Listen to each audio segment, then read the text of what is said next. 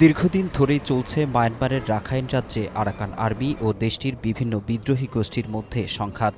আর সেই সংঘাতের ফলে বাংলাদেশ সীমান্তের মধ্যে ঢুকে পড়ছে গোলা, কখনো বা আসছে গুলি, আবার কখনো বা বিস্ফোরিত হচ্ছে পুঁতে রাখা মাইন।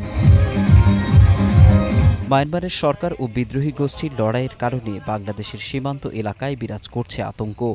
বিশেষ করে কক্সবাজার জেলা টেকনাফ ও উখিয়া সীমান্ত জুড়ে সাম্প্রতিক ঘটে যাওয়া ঘটনা ছিল সবচেয়ে আলোচিত, যেখানে মাইন বিস্ফোরণের মতো ঘটনাও ঘটেছে। চলছে এখানকার বাসিন্দাদের দৈনন্দিনের কাজে ডুবে থাকলেও আতঙ্ক পিছু ছাড়ছে না।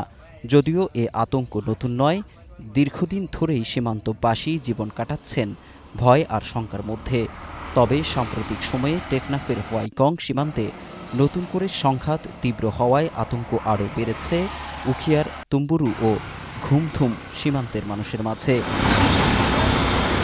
সীমান্ত ঘেঁষা এসব এলাকার মানুষের বর্তমান অবস্থা জানতে আমরা গিয়েছিলাম উখিয়ার সীমান্ত পাড়ের কয়েকটি গ্রামে। অনেকেই বলছেন ঘুমোতে যান আতঙ্ক নিয়ে। খুব শোনা যায়, আমরা ঘুমে থেকে উঠে যাই, গোলাগুলি হইলে উঠে যাই, আতঙ্কে আছে। বই তো লাগবে, বউরা যখন আমাদের বসবাস বই লাগবে, গোলাগুলি হইলে আমরা উঠে বসে করি ঘুম থেকে। দিনের বেলায় গেলে ওখানে আমাদের বিজিবির সদস্যরা আছে, ফুড়ে দিবে ডেবালত মাঝে তত্তরায় আবাসর গুলি তত্তরায় যাতে আমরা আতঙ্কিত মাঝে আছি। নিজাম মারি আমরা বই থাকি, গরম মাঝে হঠাৎ গুলি ফুটে। পরিস্থিতি আমাদের দেশের শান্ত, বিজিবিরা তৎপর আছে। আশা করি খুব আতঙ্কিত, খেটিকাও মানুষের জন্য খুব ভয়ঙ্কর। ওদের স্বপ্ন পূরণে পাশে থাকতে পেরে আমরা গর্বিত। সংঘাতের সময় ওপারের গুলির শব্দ, বিস্ফোরণের আওয়াজ সবকিছুই স্পষ্ট শোনা যায় এই পারে। ভয়ে অনেক সময় শিশুদের ঘর থেকে বের হতে দেওয়া হয় না, কখনো কাজ ছেড়ে বাড়িতে আশ্রয় নিতে হয়। এমন অবস্থা থেকে মুক্তি পেতে চান উখিয়ার সীমান্ত পারের বাংলাদেশি বাসিন্দারা। বই যে সীমান্ত পাড়ি এখন খেত কামার সাতবার গড়া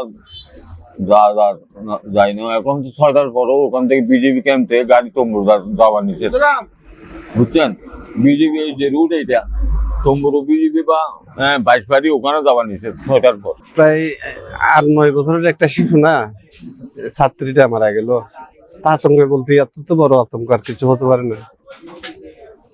বার্মার থেকে গুলি আসতেছে, বাইসে আসলে এটা বড় কথা না, কিন্তু বাংলাদেশের পার্শ্ববর্তী বাংলাদেশের ভিতরে ঢুকে যদি বর্মার মগেরা যদি মাইন বসাইয়া যাইতে পারে, তাহলে আমরা আতঙ্ক পাই না। তো ওর বর্মার গুলি মারলে আবার ছাড়া ইয়ে কোনো যায় আর নিজে আতঙ্ক দল লাগে।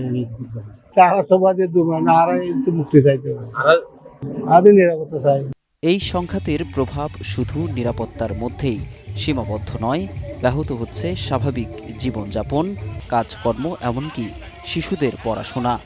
সীমান্তে যুদ্ধ নেই, তবু এখানকার মানুষের প্রতিদিনের জীবন যেন এক অঘোষিত যুদ্ধের মধ্য দিয়েই অতিবাহিত হচ্ছে।